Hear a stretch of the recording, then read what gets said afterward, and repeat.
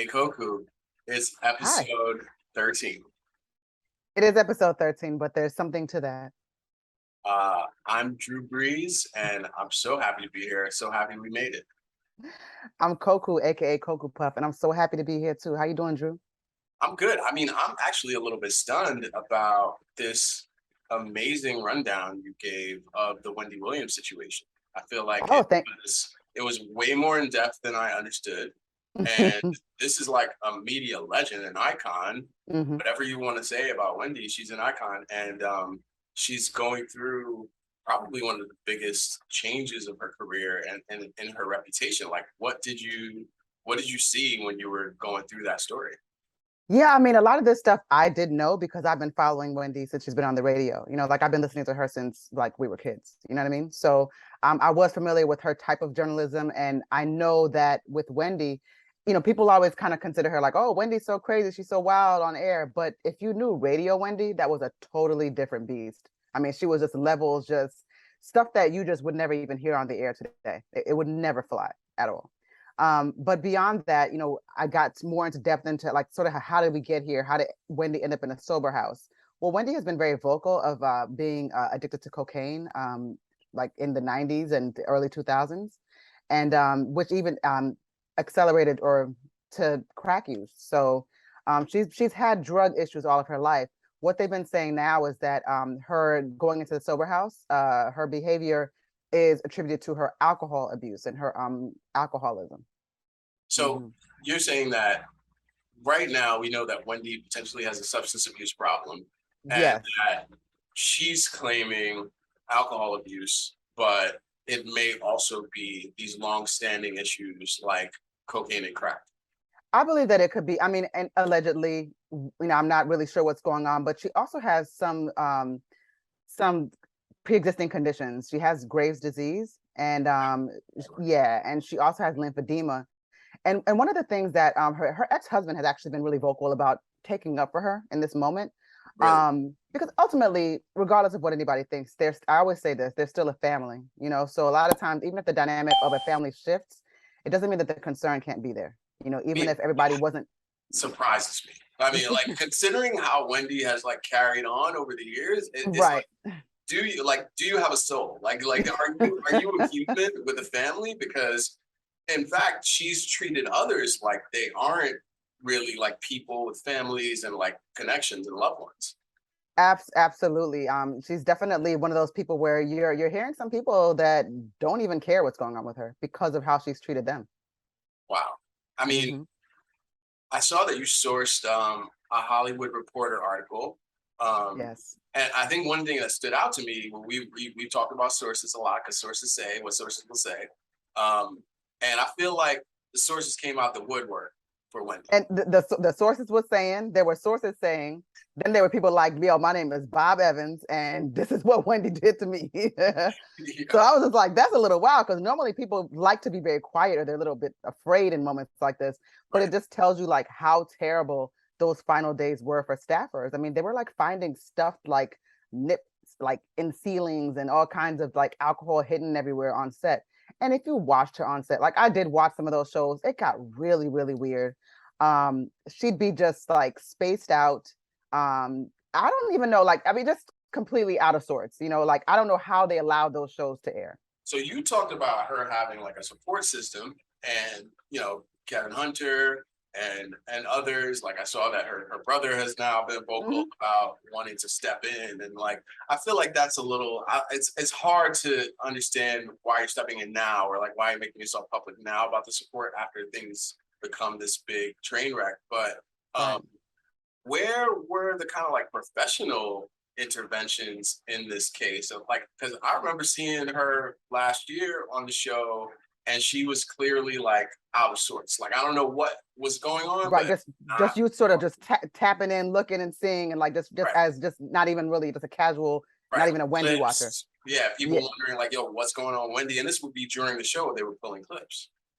Because the thing is, the show is live to tape, which means that it is taped, but they tape it like full run through live. So it's actually it's in front of a live studio. I've actually been to the show myself, and that's exactly how it goes. So whatever goes goes. Now they can edit out things later, But again, it's live to tape, so it is the full experience of whatever happens in that moment. I believe in the article with the Hollywood Reporter, they said they only pulled like 1 or 2 shows. Oh wow. Yeah, they only pulled like 1 or 2 shows in this when she was all out of sorts. But I've seen these shows where I've just been like, this is a nightmare. Why are they letting her on? This is crazy. Yeah. It's crazy. And but listen, Wendy's the bag, and who cares? Like I get, television could be a very, very cold and cruel place. As long as it gets viewers, and as long as people are saying something about something, that's enough.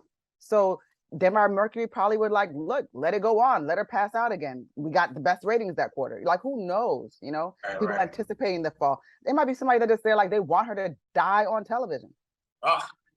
I know, it's just, it gets, I mean, how bad is the situation? Because I'm looking at it like, people have been addicted to drugs before, rock and roll stars, television stars. Are you saying that like you feel it's just as likely for Wendy to have her demise on television? Like, how bad is it that you would even postulate that?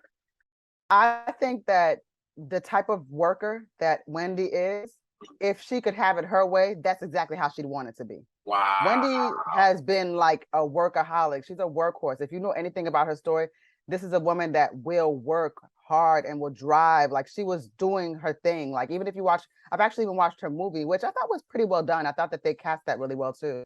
But it was just talking about her, the beginnings of her. Well, there's a Lifetime movie on Wendy's life that she executive produced it, I believe. So it's it's obviously it's going to lean more towards in her favor, but it's not an unauthorized like the Mike Tyson.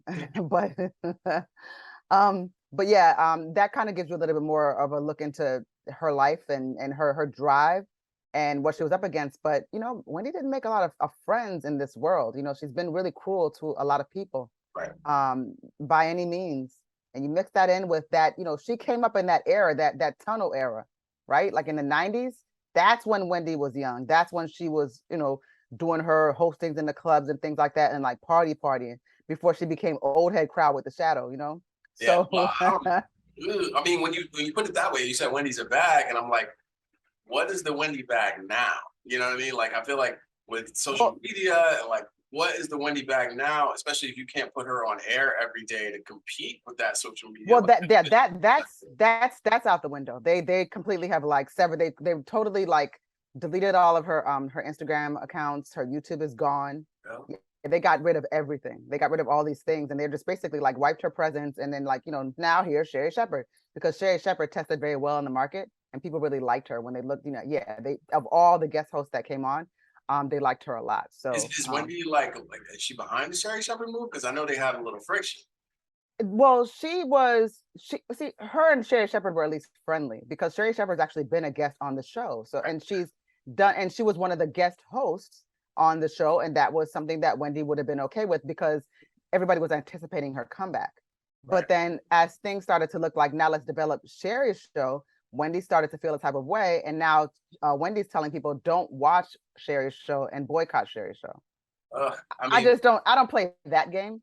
It's just hard to know. Yeah, like what Wendy we're knowing, because like she's saying so many things, right? Right. And she did this horrible TMZ interview, which I don't even know why they even ran that. She was so out of sorts. She throws her because Harvey Levin is there to like dance on your grave. Like once it's clear that you're immortal, Harvey Levin is like, yeah, I will pull you out of your gravesite. No, he will. And Harvey he's got contacts at the therapist. He's got contacts at the hospital. Right. I mean, they are so deeply connected. So honestly, like, I know people, when you think about TMZ, a lot of times people get really frustrated about what they run, but TMZ, their sources say they run super deep. They got people in police departments, Yeah. So I mean, very different. They can pay, right?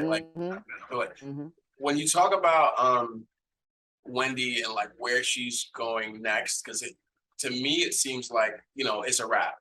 Do you feel like there's any road to redemption for Wendy Williams?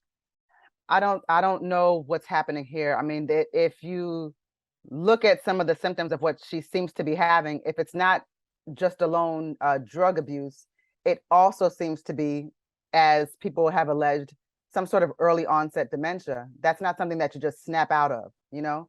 So I don't think that it's going to be that. I think obviously, like when you look at Wendy now, there's all these people around her and you're just like, who are these people?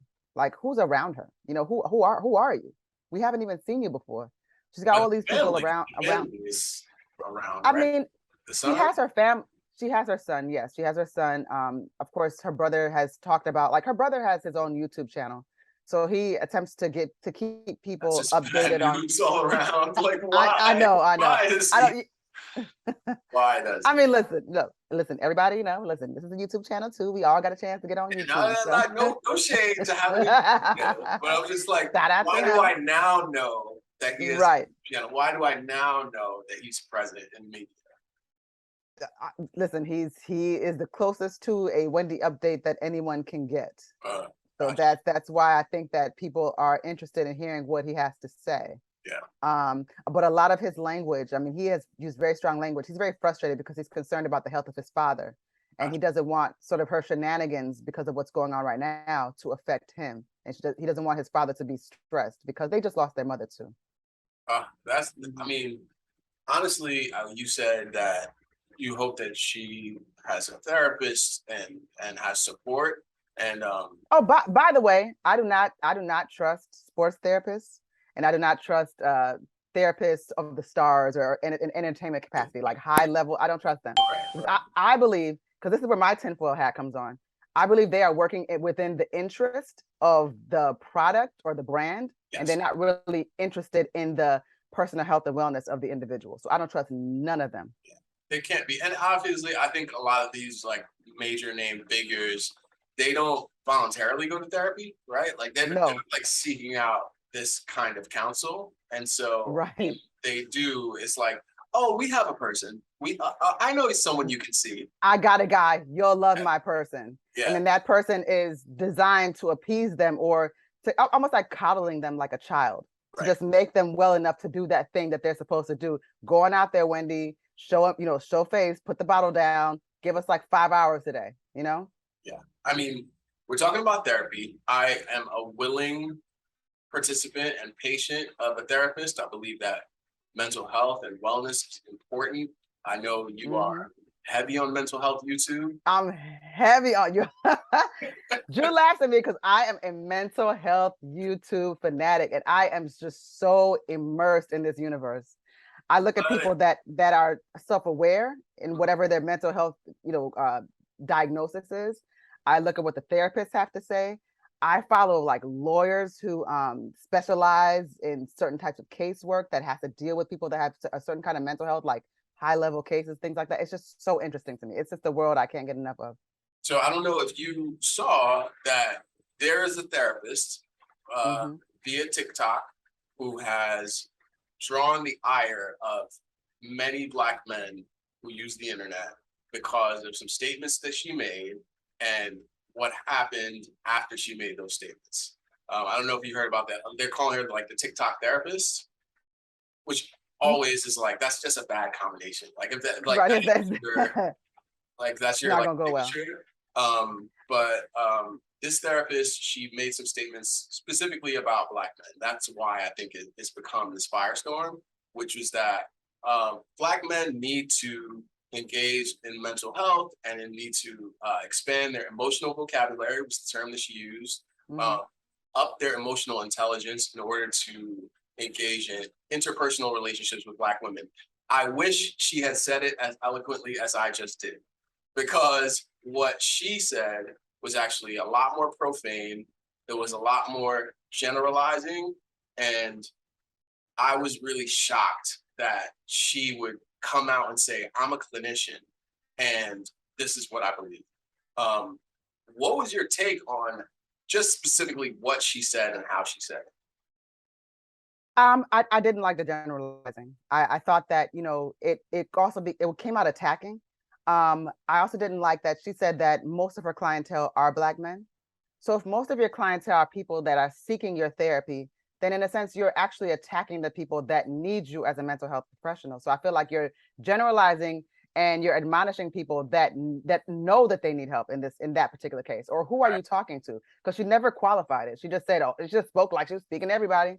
It wasn't like some of y'all or these people over here, or in my, in my research or over time when I do this or that.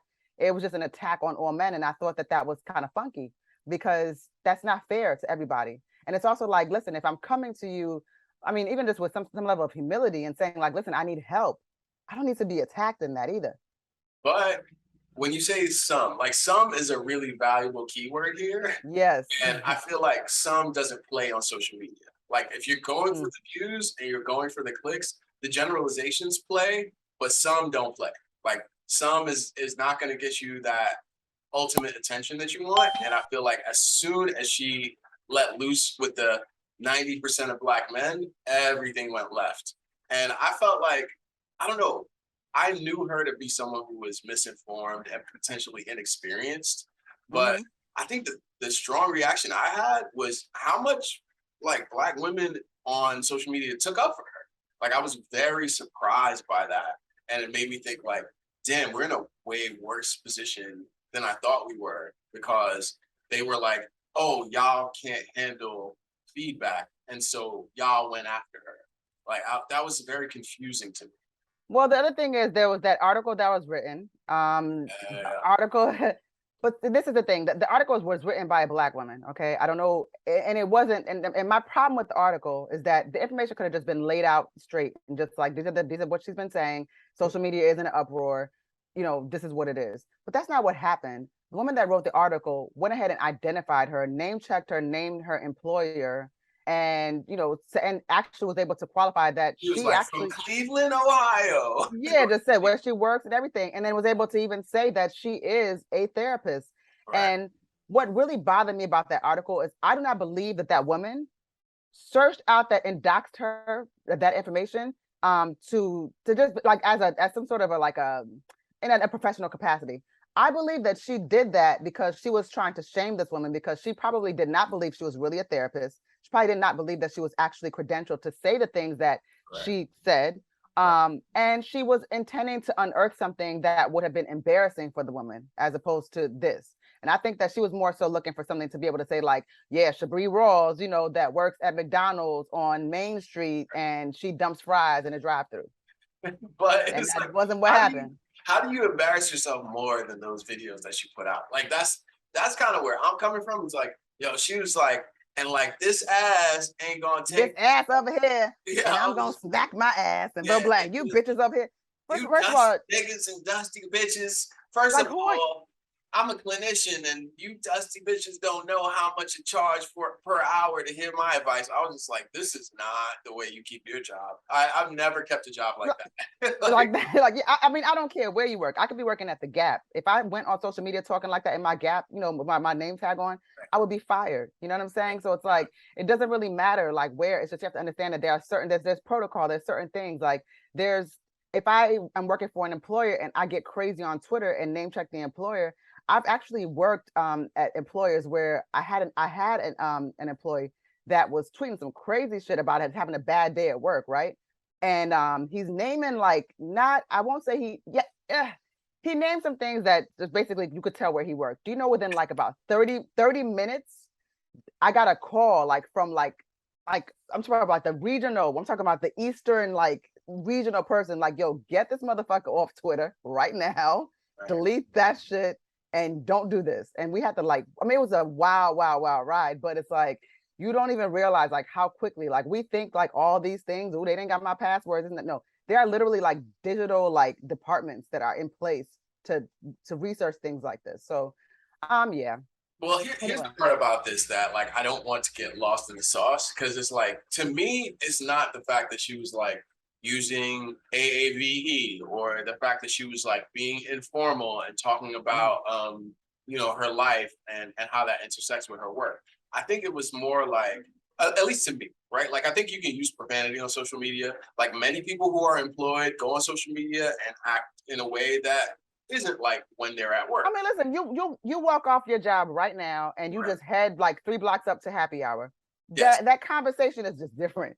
Not gonna be what it is when you're. It's not gonna be the same, but no. I think there were two aspects of it that she had fucked up. And the first aspect is she invoked the job in terms of how she got the clout and credibility to even be speaking. Right. Like, if she didn't say things like, I'm a clinician, 90% of my clientele is Black men, Yeah. I don't think that video hits at all. It's just another person giving their idea and generalizations and talking about their dating life or personal life, and maybe some like shades of the professional side. I think it was that. And then on top of that, I think the authority that she performs with, or she's performing all this, like, hey, girl, now you know these niggas ain't shit because I told you. I think that plays to the teenagers who are on TikTok who don't realize that 27, 28-year-old is not necessarily the final authority on these issues. Right, exactly. So that's fair. I will say this. I don't believe that she should have been fired. I not with that. I don't think that the doxing was ethical here.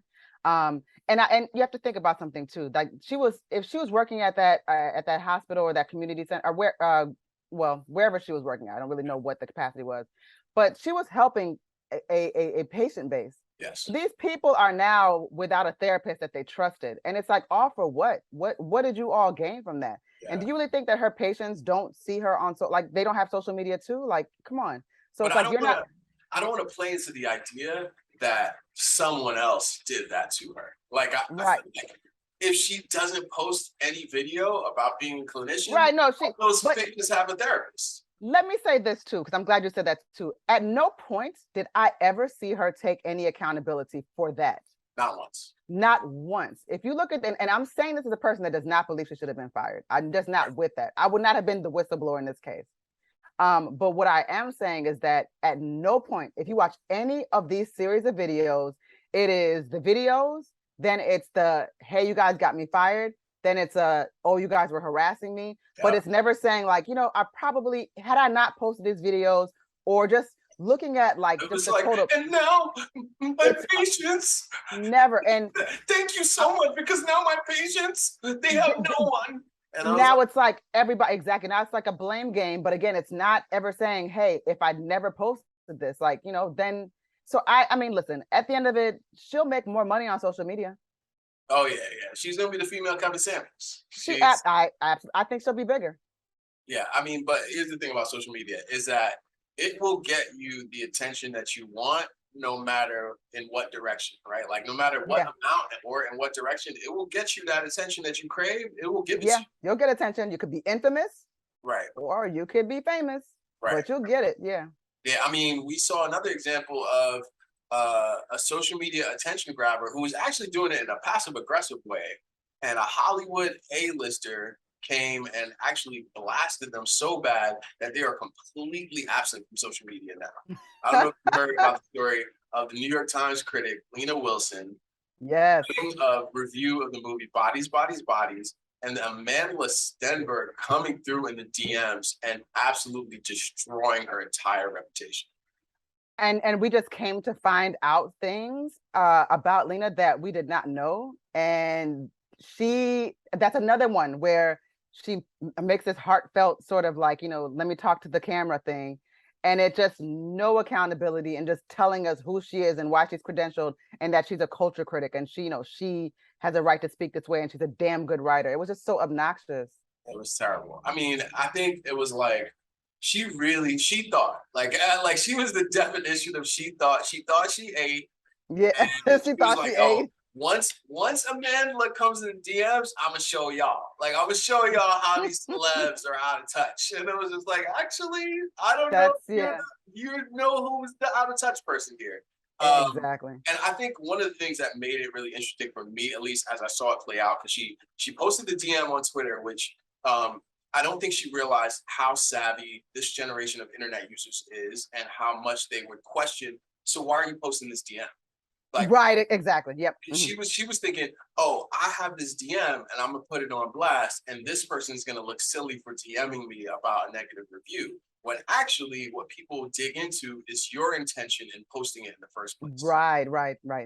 And then in addition to that, Amandla Stenberg, I think, also comes from a school of very smart social media thought and knowing like, hey, I can potentially get more attention for this like I movie, like an I teen movie, by letting people in on, hey, I feel like this critic was unfair to me on some like social justicey type vibes. Like, well, were you objectifying me? Were you, I'm non-binary. Were you saying I'm a woman and Right. focusing on my womanhood? And like, are you sure you want to do that? Like, I feel like Amandla was playing that card really well. And she was, and I would almost bet money that Amandla knew that that journalist was going to post that DM and make a thing of it.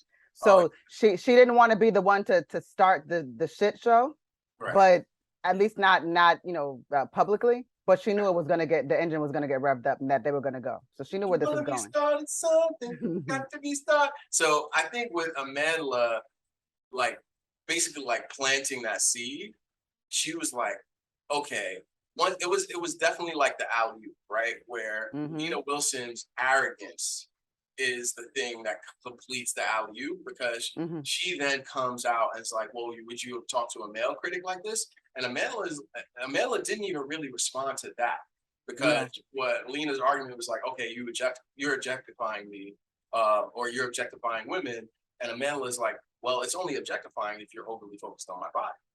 And that, I think, male or female critic, is a valid argument. Like, if you're overly focused on the bodies in the movie, and also the movie is called Bodies, Bodies, Bodies, right? So you could say that it's actually a movie about like how we objectify teens, and that Homegirl missed the point entirely in trying to be like, well, it's quote a 95-minute advertisement for cleavage. I'm like, I don't think it's giving what you think it's giving. Yeah, like that was just reductive for no reason. Like it was basically clickbaity. Yeah, it was clickbaity. And I think the other thing that happens is this layer of, now we're going to search out your intentions, and they figured out that Lena Wilson is apparently a TERF and has TERF tendencies. Now, what does the term TERF mean? Okay, so a TERF is an acronym for Trans Exclusionary Radical Feminist. So woman who is for women's rights, right, for the equity of women in all fields and equal human rights across the board, but who does not count trans women as women.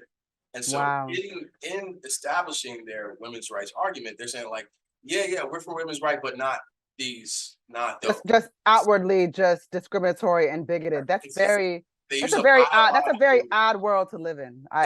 It's a biological basis for I don't understand that, being a women's rights advocate. And I think it's gotten a lot of people into some messy situations, like Amandla.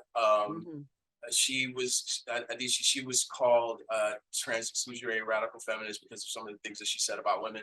And I think the thing that is really kind of crazy about this TERF term is that I know for a fact that it is important for us to recognize definitions of womanhood that don't necessarily fit what we're used to categorizing as womanhood. That's important, right? But it's equally important for us to realize that like biological women do have specific issues. Like, like we're talking about reproductive rights, talking about female genital mutilation, talking about like, there are things that women who are biologically designated as women need from the women's rights movement that I think TERFs sometimes are trying to advocate for. And because they are exclusionary, they are kind of like tagged as negative for excluding other trans women in order to focus on some of these biological issues. So what we have here is basically everyone has, I'm just going to simplify this, like everyone has their own agenda.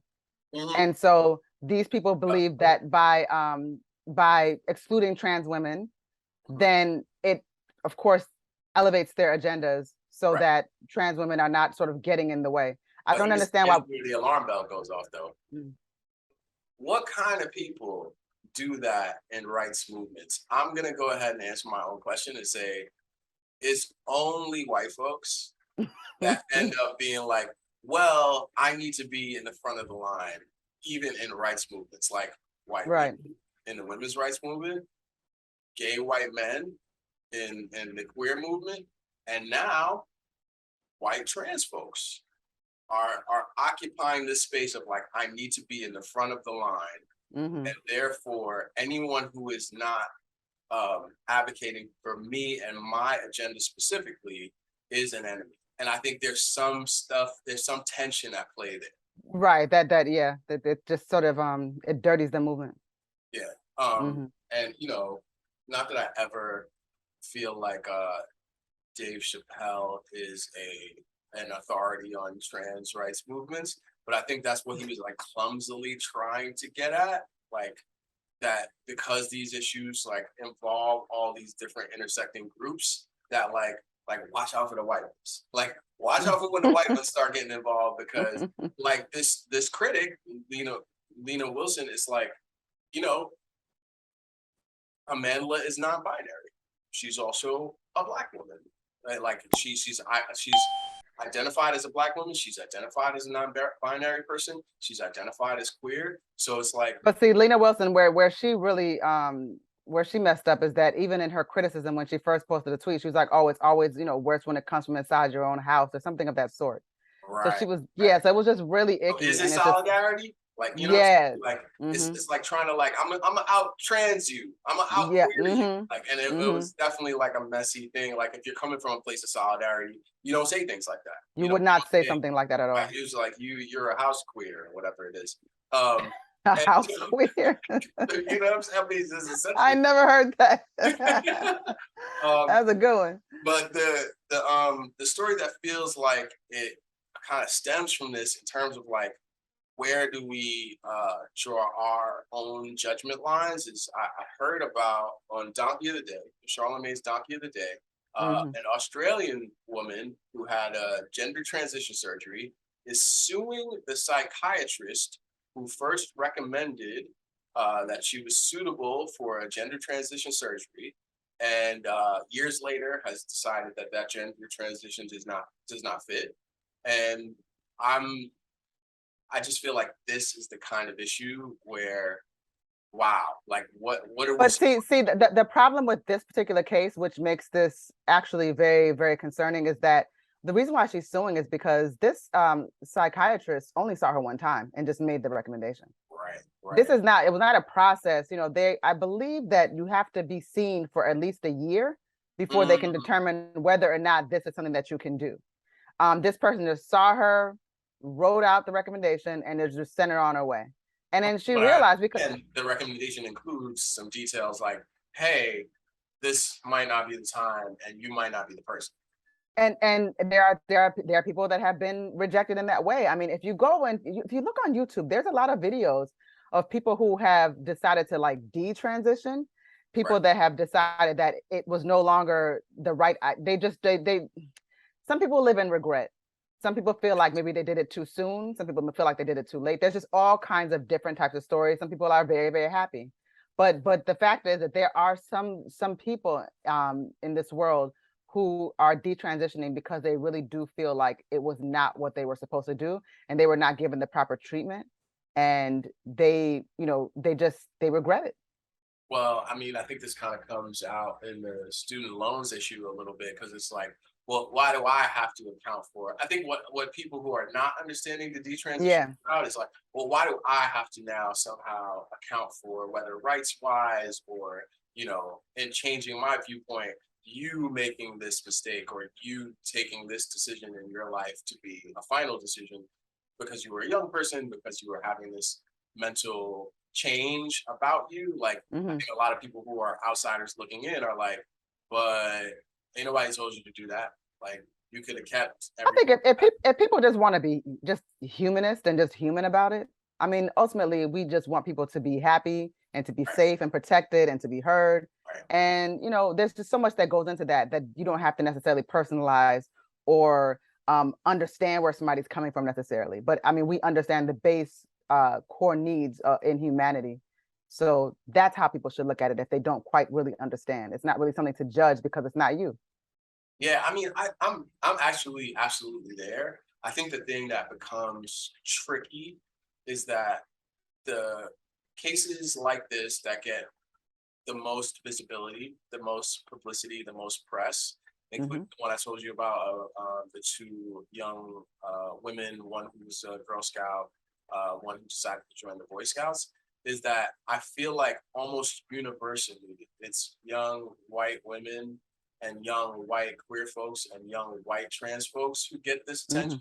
And I just wonder about, what about my studs? What about my young MAs out there? You know, what I mean? What about my RuPauls and what's crazy is I think those people get cornered and they take more extreme beliefs and they take more extreme gender positions because they don't get the opportunity to be queer and fluid and out there and visible and to then change their minds. Like, I think the fact that this person is getting to change their mind very publicly is a little bit. It's like a privilege. Yes. Yeah, it's a privilege.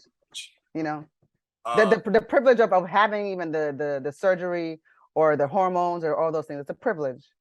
I'm looking at this amazing tweet that is going around, and I'm just gonna read it out loud because I feel like it says a lot about this current generation. My cousin, who coaches and runs a youth football league, told me that parents are getting trainers for their elementary age kids because they don't get the natural workouts just from playing outside with friends that kids used to. And I can't stop thinking about that. I think that when I saw that tweet, I just had to I read it like 5 times in a row. I was like, this is deep. That was just because I know, like, as a kid, I was outside. Yeah. Like, I'm like climbing trees. Like, I'm outside, we're on the playground, we're riding bikes. Yeah. We're doing stuff. Tag, freeze tag. Yeah, everything. Red light, green light. Like, you're just doing Twister. We used the outside-agains, we used the outside-agains in that era.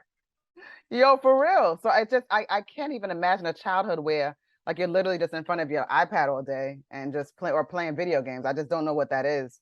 My childhood wasn't like that. I would rather, the metaverse. And I'm somebody that loved, I loved the internet and the computers and stuff like that. I've always been a techie, but it was a balance, What made you send me that tweet? Because I'm looking at it, I'm still stuck on it. But what made you even like, what?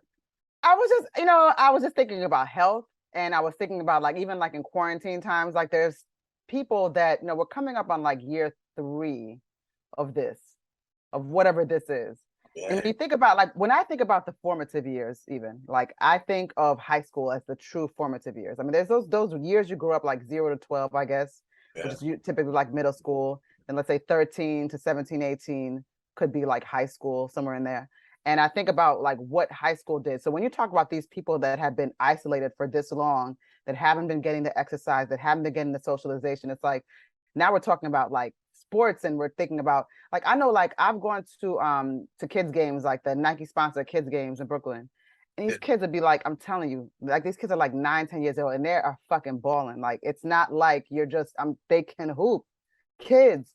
So when you're really on that path and your parents can pay to play in that sense, where they can actually, they are invested in that kind of a future for you, it's a very different thing. So it's listen, if your kids are not getting that natural outside, they're not hitting the courts, then I guess you got to hire. Getting a trainer for a 10-year-old is crazy to me. Wow. That's a different level of privilege. I feel like it was wasn't that the super diesel 6-year-old that looks like Tarzan?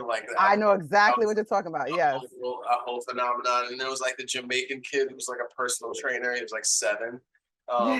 Yeah, he was telling the kid yo, you're gonna go out there, you're gonna shoot and push. I'm yo, strength, no weakness. Right, who raised you? I was yo, bro, I feel this is when it's for the video views, it makes me feel a little bit disturbed. I fall very much in that camp of would this be the same if the cameras were off, or do the parents push them more to be? Well, kids are going to mimic their parents or do what they think will make their parents proud. So they'll play to a thing. Yeah. So that's what's happening there, And also, I don't know, is it healthy? I know when I was a kid, it was not healthy to be diesel at 8. You're not gonna grow. That was I don't know if that was anybody, you're not gonna grow to your full height if you're right. Wild Diesel and you're 8 years old, you have a 6-pack or an 8-pack. Yeah, those kids that tended to like have a growth spurt early like that, they ended up being like 5'2", 5'3". They never made it. Exactly. Yeah, it's true. It's very true. See, I mean, But yeah, exactly. They're growing. I mean, I don't know, like unless you want to be I was just thinking like a gymnast, right? They don't right. get tall, but is that because of how they work their bodies and what they do? It just means that they'll be 4'11". Yeah, no, but I'm trying to have my like reproductive organs. You know what I'm saying? Like when you start doing that, you messing with Yeah. testosterone, you messing with estrogen. Like, it's like, is it okay if you want to do a triple Salco for the likes? Great, but like, do you want to have children later? Like after you're like 16, Yeah. you're no longer Olympic gold medalist. Which is like, that's neither here nor there. But I think the youth sports that world has gotten so intense. Like it's gotten so intense both because of parents and because of social media. It's like parents get to live out like double the dream, like both I the totally. fame of like potentially getting to top star recruit and the social media version of it too. I feel like most kids that I know that have played sports, at least me looking at it through an adult lens, they don't want to do it a lot of the times. Like, I mean, there are those that really do, but a lot of them just want to play or they just want to be like so-called normal. They don't want to be like the athlete all the time. A lot of kids are very frustrated by that. So yeah, I think it is like a lot of, it's kind of like the music industry. Like, execs are failed rappers. Your parent is now, they're like, my son's making it to NBA, NFL, MLB, and Right. that's what happens. And unfortunately, these children are faced with all this unrealistic or this terrible adult like pressure Yeah. to compete and to win, and that's very stressful. Yo, I mean, the kind of pressure that could get you apparently murdered because Mm. Aqib Talib, who is a former NFL star, wide receiver, one of the like sort of fastest receivers who was in the league. He and his brother are in one of the most gruesome and just chilling murder tales that I've And seen. just bizarre. Yeah, extremely bizarre considering so his brother's name Yakub. So it's Aqib and Yakub Talib. They are Yakub. yeah, Yakub. Yeah, unfortunately. Oh, Um okay. so Aqib and Yakub Talib are like very heavily into youth football, and Hmm. they're at a game where they are very like again very heavily and intensely involved. Um, they were apparently in an altercation, and in that altercation, Yakub Talib shot and killed the youth football coach In front of his kid is what I read. in front of his kid, and honestly, in front of children in general. Yeah, yeah, exactly. Just I yeah, mean, yeah. like it was like they got into a physical fight, and the ref was involved. Maybe it was a disagreeable call. I think it was like a bad call or maybe whatever. He just didn't agree with the call. So he came Right. and like pulled up on the ref like, yo, what's, and I mean, I've been to these games too. I've seen how these parents act. So Yeah, I know that it does get crazy. It's never gotten this crazy that I've seen. But I this just video, this video too. That's the most damning thing is that there's video and there's multiple videos from multiple angles that kind of show that Aqib Talib was one of the people initiating the conflict, the verbal wow. altercation, and then like whatever he started, his brother finished um, with the gunshot. And what's really even more wild and maddening about this is they were constantly in conflict both at these youth games, and they kind of had like a reputation for like gunplay. Like they were Oh involved wow. in a 2016 club shooting, like a nightclub shooting where shots were fired and like the brother was implicated. And I think in that time period, if I'm inferring correctly, it might have been on some like, yo, your brother's in the NFL, like we'll look the other way because no one was hurt, right? And like, so they were Mm-hmm. in multiple altercations before this even happened, and then they get into this really, which is kind of crazy because it's almost like they weren't stopped at any point, right? Like Right. they weren't checked at any point where they maybe could have gotten help because this seems like kind of like an anger management issue, like a persistent anger management issue. that, Well, that's the power of celebrity. yeah, People just won't say anything. They yeah. don't know how to, or they're afraid to. And now you have a youth football coach who, I mean, I think the thing that compounds the tragedy here is one, he's murdered in front of his son, right? And then the Mhm. other thing is like just in front of kids. Like, Yeah, are that's these kids gonna have to like these are some of their earliest memories, right? Like yep. kids involved in like youth sports, like this is one of the most formative things you can do and one of the best leaders you can have in your life is a coach who cares about your Mhm. success when you're very young. And to watch his life snuffed out over a very minor conflict is kind of wild. And these are, I mean, in life we all have there are pivotal moments that affect who we become and what we do moving forward from that moment. And witnessing a murder that's Mhm. in cold blood like that as a child, even those adults that were there, that's traumatizing for all individuals involved. Absolutely. I mean, beyond that too, like I don't want to discount the thing that the TikTok therapist was saying, which is like, Hmm. hey, when Black men engage in their mental health care, it is better for all of us, right? Like it is better when you can say, oh, I'm triggered, I'm angry, know how that anger operates. It seems like based Hmm. on the constant run-ins that the Talib brothers were having, that they weren't even really aware of how their anger operates. Because Right. It was a type of normal. right, like how do you Mhm. get from I disagree with the call to now someone's dead? Like Right. That doesn't make any sense. that's 0 to 100 in no time, and Yeah. for what reason? Like it just seems so cruel, so unnecessary, and I think this is part of the reason why, like, unfortunately, Black men get generalized Hmm. because we take to sports, we take to these areas where that's supposed to be our outlet or where we can show emotion, and even that is not channeled properly, or it's not channeled with a certain kind of awareness. And so then we get tagged with these labels, with these stereotypes, which are usually and generally unjustified. But it's like, Hmm. well, if this is the extreme ends that somebody has to die because you felt upset, then obviously there are some problems that need to be addressed.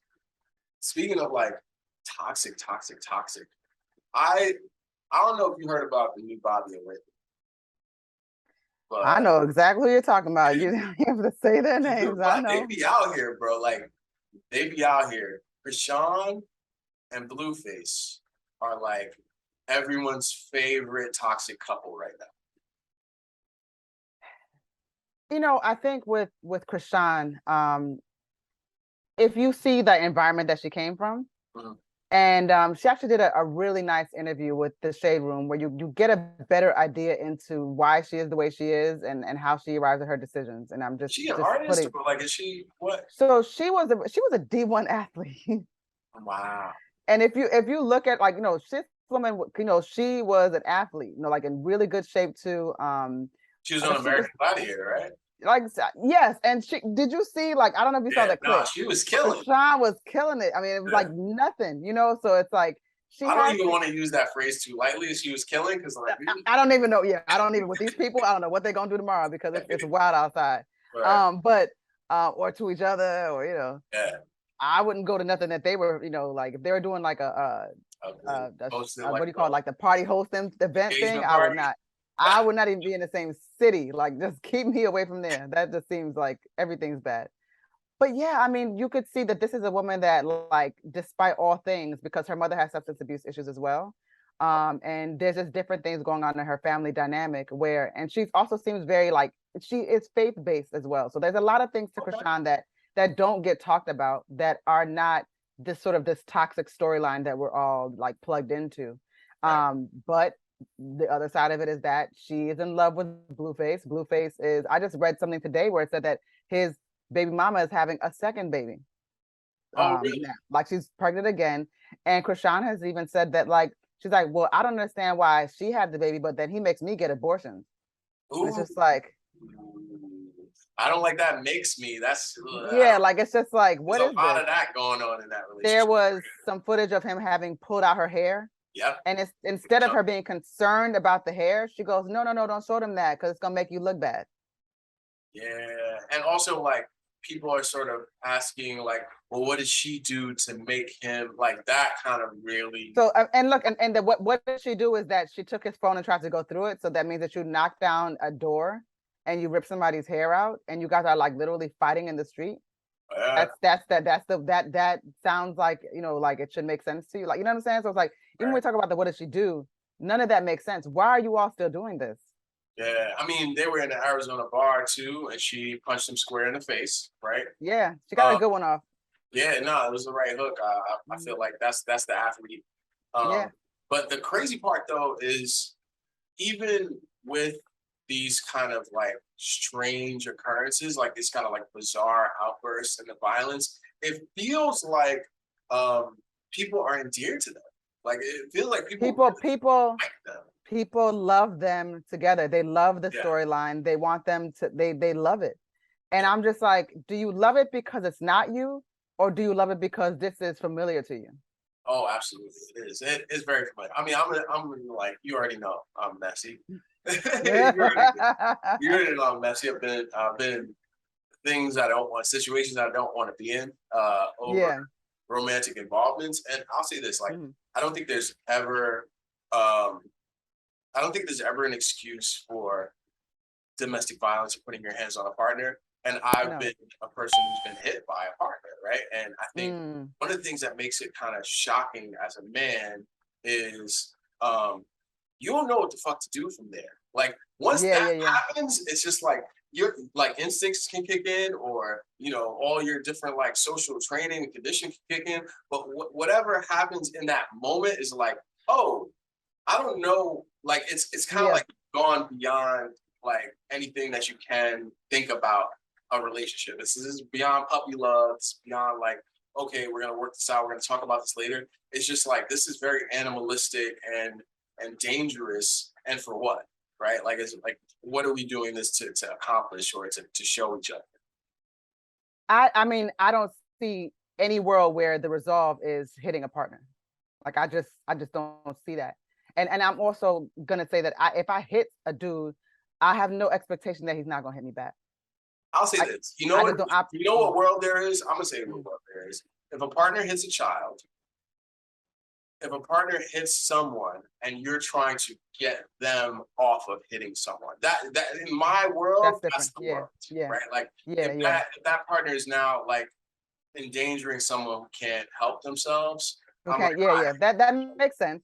So that would make sense. Yeah. But also you're right though, in the name of love, connection, a bond, there's nothing that you can communicate by striking someone that you couldn't work out otherwise. I just don't see it.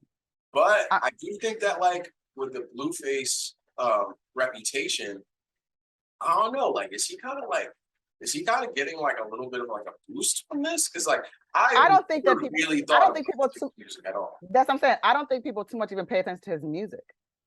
No, like a lot of the times what I've heard is people will say that they don't like that he's a bad rapper. Like that's what I see. You know, I don't listen to Blueface, so I can't speak as a listener. But people always say that like at this point now, the coupling is more interesting than the actual musician aspect of it. Yeah. I think I can't name a song of his. I know that probably talks to my age and stage in life, but like I can't say that he has some like runaway hit or album that I'm like, oh man, it's great. Cause like when Rihanna and Chris Brown, when they were that couple, I knew their songs, and obviously it was a different age too, but they were also bigger stars. Like at least I'm gonna say Blueface ain't going. Now we're not gonna put him on that level. But like what do you think is the potential for Blueface? Like I'm not in on it, like, but like does he have the potential to be like one of the top artists out? I mean, I've heard him rap before. I don't listen to Blueface music, but I would know his voice if I heard it. He doesn't rap like his cadence. It doesn't rap on the beat. So it's like it's not the music, the sound is not, you know, it's not there. But so like NBA Youngboy is at the top of the mountain that he'll never climb. Yeah, NBA Youngboy is like probably the biggest thing out, right? Like he is the #1 rapper right now. He's not gonna make no NBA Youngboy. No, he's not gonna hit that trajectory. No. Okay. All right. Well, no, that's good. Like listen, you already know that I'm always trying to measure levels of like fame, notoriety, Yeah, right. Just understanding, yeah, figuring where out. this person places. Yeah. Yeah, I mean, okay. I did an exercise today that I also invited you to join in. That was fun. Because of that specific curiosity that I have about like who's famous and why. I don't know if you saw the Taylor Rooks interview with Jason Tatum. I did. Okay. Um, as I mentioned this for context, we had a Jason Tatum entry in our lists. I'll get into that later. Somebody did pick Jason Somebody Tatum? did pick Jason Tatum, and Oh, good for, when I say okay, good for complete them. casual, a complete casual. Are No you one, serious? yeah, not like a person from Boston, nothing like that. It was like complete casual. Anyway, so I was, out having some drinks, having a good time. I actually had been at the US Open, and I was asking some friends after the Open continued, because I'm not a tennis fan. Like my partner is, she knows some of the people. We were at the qualifiers, which is sort of like the beginners and the sort of like the good pros who have to play their way in. Like they're some Okay. ranked, but most are not. And so the qualifiers was like my experience of like what a deep cut tennis fan is gonna know about and that I have no idea about. And so I was just wondering, like, yo, because we were in the bar with some like old Irish white dudes in Kelly's pub. And What were you guys drinking? it was I had whiskey sours. I was just Okay, that's very grown. That feels like a tennis. You sound like you were getting in the spirit. I don't know if you know Eagle Reserve. I know it. I know the bottle. I never had it. Like finely distilled, very nice. Oh, okay. And so having that, and I was wondering to myself, like, after the Taylor Ricks interview, where she basically tried to maybe bait Jason Tatum into saying what a superstar is, he bounced that question back on her, and he was like, "Well, who do you think is a superstar? Is Dame Lillard a superstar?" And she kind of was like, "Yeah." She got a little. He was like, "Well, I think he needs help," or something that she said. Yeah, I think she wasn't expecting that. Like, I think that was a great. No, she wasn't. That was like it was he handled that very well. I like that. That was a great turnabout. That was an Amandla Stenberg moment for Jason. He was like, "I know what you're doing here. I'm gonna flip it." I like that. And so, what ended up emerging from that was a discussion on social media about what is a household name. Like a superstar being the criteria being a household name makes a superstar. And so folks were DMing, messaging their people in their lives, moms, sisters, other casual fans, who are NBA players, 5 you can name off the top of your head. Yes. I got some of the most interesting answers, and I actually want to share what some of these lists were looking like. But I'm gonna read without names, right? I don't want to incriminate anyone. They were just like, the first DM was, "Hey, who are NBA players you can name off the top of your head?" And here's some of the answers I got. They were great answers, by the way. One of the answers I got was LeBron James, Steph Curry, Shaq, Magic Johnson, Kobe. This is a person who does not watch the NBA currently. Just was like, all right, I'm gonna throw in the list that I think. I think that's a great list for somebody that doesn't watch. It's a terrific list, right? Actually, I'm impressed with Steph. I would not expect.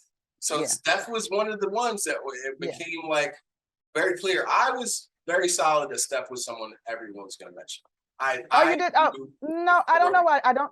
Oh, no, you know what? No, no, I understand why. Yeah. Steph is, I mean, well, one, he's light skinned. Let's be real. Steph Curry is light skinned. He's also NBA royalty, right? So he's a Nepo baby. He might be one of the on that greatest Nepo baby list, actually. Because he's a Nepo baby, and I like the Nepo babies that don't run from it. I like the Nepo babies who do better than, and that are also very, very proud of their legacy, and they're like normal, or as normal can be, rather. Yes. They have nothing to prove. I have another list here. This person said Michael Jordan, LeBron James, Kobe, 2 exclamation points, Shaq, and Mr. Basketball. I don't know who that is. So you know what I said it was when the you logo. Someone said it might be the that- logo. no, Jerry yeah, that's what I West. said. When you said Mr. Basketball, I was immediately like, does this person mean Jerry West? And if they mean Jerry West, I need to know why. Like, I need to have. I want to call this person. Like, why are you saying this? How did that come to you? Who is Mr. Basketball? Who's Mr. Basketball? Also, Are they talking about the Globetrotters? Maybe. I first of all, anyone could be Mr. Basketball. Is it James Naismith? Right? Like it could be anyone. Anyone. I asked my mom. I asked my mom what her list was. My mom's list was very New York Jamaican, very 90s New York Jamaican. Patrick Ewing was on it. John Starks was also on it. I don't think John Starks makes any other list besides New Yorkers who watched basketball in the 90s. Like he's so recognizable. Michael Jordan. She also included Magic Johnson and Charles Barkley. That's a good list.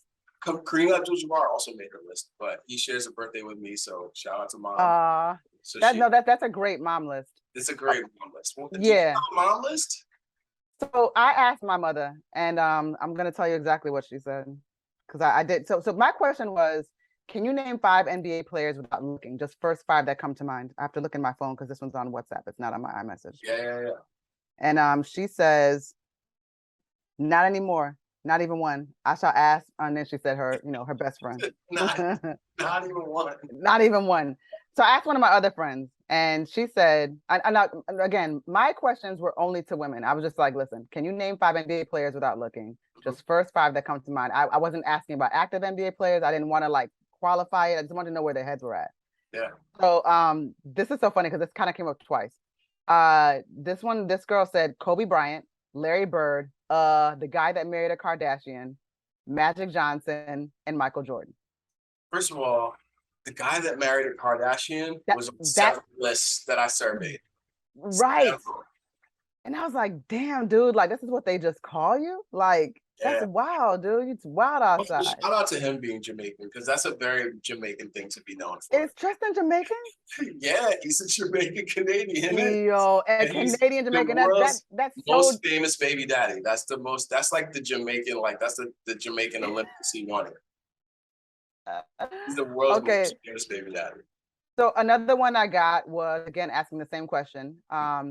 Michael Jordan, Dennis Rodman, Lady Bird. Oh, I think they're saying Larry Bird. Okay, Lady Bird. Lady Bird Johnson. I was like, what?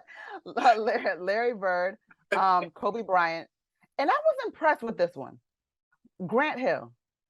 Wow. I don't even know why. Also had Grant Hill on her honorable mention list.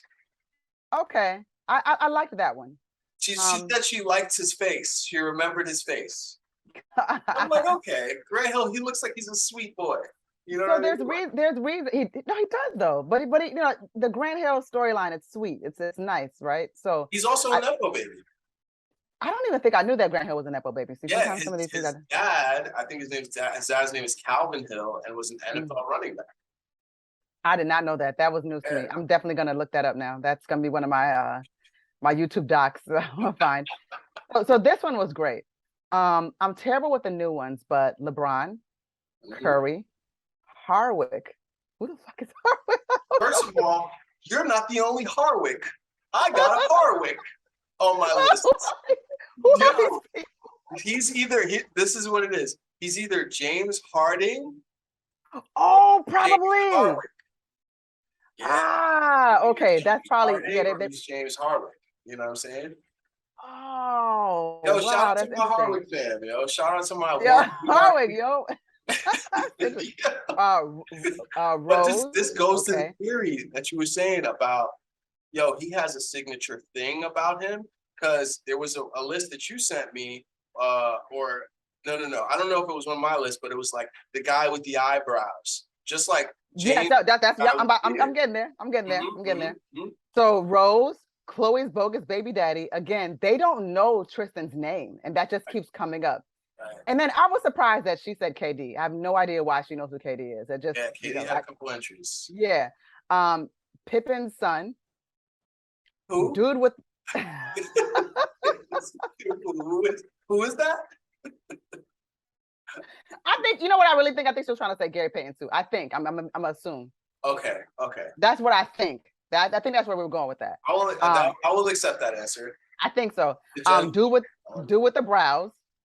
okay. This is the one that killed you. You were like, what? O'Neal's son, but passed. O'Neal's son, but passed. First of all, who? Like which O'Neal, right? It's like it could be Jermaine O'Neal. You know what I mean? But his son, but passed. Right. Who's his past son? Like in a past life? I don't know what that meant. That's I thought this was an interesting entry. I was just like, this is kind of a wild call out for a girl. BJ Armstrong. I'm just like, why does she know who that is? Someone's from Chicago. Like that. Yeah. That's like my New York people saying John Starks. I had a New York entry where it was like Wilt Chamberlain, LeBron James, Kevin Durant, John Starks. It was just like John Starks popping up out of nowhere all the time. I was like, okay, so people like are from New York. That's right. BJ Armstrong is like, you're from Chicago. You watched basketball during the time where it was that time. Yeah, I think that kind of placed her. Like you could tell how old this woman is, right? Yes. Yeah. Jordan, Rodman. Yes. She named Pippen. So we talked about Pippen's son. Now we're talking about Pippen. Okay. She got her O'Neal in. Iverson, of course. Kobe. I had at least 2 Iversons. Yeah, that's good. I was really happy about that. Kobe, of course, and Manute. She thought she spelled Manute wrong, but she didn't. And she said, that's all I got. I said, I'm assuming dude with the eyebrows is Anthony Davis. This is a delightful answer. Said, yes. Manute, was this person an African national? Oh, then she sent me how can I forget my boo, Steph Curry. No, this person is not. No, this girl is actually she's Latina. Okay. Afro Latina, yeah. Wow. Okay. Here's one thing that I noticed about all these lists, right? I don't know. I don't think anyone didn't say LeBron James. Right. I'm scouring now through all my screenshots and my messages. I don't think anyone did not say LeBron James. I know some people didn't say Michael Jordan. Yeah, there was always LeBron, for sure. There was always LeBron. And honestly, I feel like a lot of people said Kobe too. I got a lot of Kobe's on there. Yeah. I got a lot of Kobe's, and I got almost as many LeBrons and Kobe's. I got Steph's. I didn't get, but what was interesting to me that when this particular person, when she called out Steph Curry, she was like, "Oh, that's my boo." I've never heard anybody call Steph Curry sexy. Like I don't. Listen, I will guarantee that Steph Curry's DMs say otherwise. I will guarantee you that. Oh no, I'm just saying, like I've never heard like, oh my God, he's so hot. You know, like I don't know. I never thought people would look, especially when I look at him as like a family man and a husband. So it would be even weird to be like, oh my God, too, right? Like he's pretty big. No, he is. Yeah. But I think the girls, as they say, they love Steph Curry. I think because he's the anti-Tristan Thompson, right? Like he's exactly. Yeah, he's everything you want. Yeah, in a partner. Yeah, he's actually Tristan coming home. Thompson makes room for the Steph Currys of the world. I think the other thing that I was thinking about is like, is this the true GOATs list? Because these are pure casual fans, and anyone who was ever considered or called the GOAT was named in these certain lists. That is true. Johnson, I know you had some Magic Johnsons in there. I know you had Mike. I had Bron. I was happy to see Iverson. I think he's one of the GOATs of influence, of style. Yeah, right? he got people to less like the sort of stuffy NBA. I also think your man KD enters the conversation because I didn't think the casuals would have it. I did not know that the casuals knew KD because KD, I mean, he's active on Twitter, but like if you're not paying attention to sports, it may, I don't know, like there's a world that you could just be completely shut off into what sports world is about. Yeah. I can't tell you anything about football. I just don't watch it. I can't. I mean, with this extended with some people into football and baseball, and it just became hilarious because I was just like, I knew nothing and I wasn't even trying. But everybody was just like, it was all over the board. There were people who weren't even football players. So I would say that this is a true GOAT list because if your accomplishments outstrip even like your name recognition in your sport, that is what makes you at least arguably in the GOAT. Because like you could be name recognized in your sport and not be at all familiar to the average person. But if your accomplishments in your sport vault you to that level, where now my mom, your sister, you know, so-and-so's girlfriend, so-and-so's cousin is like, oh yeah, Magic Johnson. They don't know what his stats were. Like they never are gonna know. But then there's that type of population that gets to know somebody because of what they're doing outside of the court. So in all of these instances, none of the women even knew what Tristan Thompson's name was. Yes. They just also called him. Yeah, they didn't know his name. They didn't know his name. It was just Chloe's baby daddy. So it's like now you become infamous for that thing that's nothing to do with your accomplishments at all. But here's the thing. I would contend along those same lines, Dennis Rodman might be one of the top 15 players of all time. And I'm gonna explain why. Why is this? I'm never, I think Dennis Rodman is, I'm never gonna argue with that, but I'd like to know why you're saying. Best player of the year. He won that multiple times, right? On those dynastic Bulls teams, the second go round. Also won championships with San Antonio. Also may be known as the NBA's best defender. And because of his antics, his style, his aesthetic outside of basketball, he was also probably one of the most media savvy players ever to face the NBA stage. So it's like, if I stack up both his accomplishments, because he's, I think, top 15 in total rebounds in his NBA career too.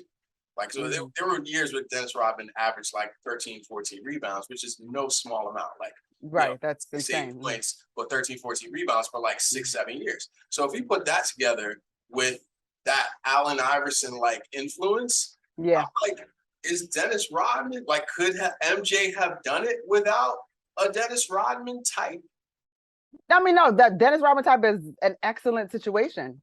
Because if you're just gonna defend and you just let me shoot, like, this is a fucking amazing situation. Yeah. He made other people famous. He made Carmen famous. It's amazing. Like he did, right? I was looking at that too, and I was like, yo, like Dennis Rodman made stars out of people, and he married himself. Yo, Dennis Rodman about to get Brittany Griner free. Yeah, he said that he's opting out of that mission. Oh, really? He was gonna do it. Yeah, he was gonna do it. But let me tell you something. If there's anybody that could do it, and I believe in them, I do believe that Dennis Rodman has the power to get her free. I do too. If there's anybody in this world who could do it, I feel like he's mad cool with dictators too. You know him and Kim Jong got that relationship. Like, that's the homie for him. Which is super wild. Like, I'm like, how many shots do you think Dennis Rodman is doing with Kim Jong Un? Like, just on a random damn night in Korea, like. I mean, like, are they even FaceTiming? Because the rules don't apply to Kim Jong. So it's like he's got his internet, he got his Wi-Fi. And I feel like Putin fits in with that crowd. Like, I think it's just they totally, like, Dennis Rodman has just a charisma and a thing that is unlike anybody else, and he plays by his own rules, and he's always been like that. And it is what it is. Yo, shout out to being everyday famous, to being a household name. Because to being Chloe's baby daddy. To being Chloe's baby daddy, to being Dennis Rodman, marry yourself in a wedding dress. I feel like these are historic moments in pre-social media fame that will always live. Yeah, for sure. I know, I appreciated it.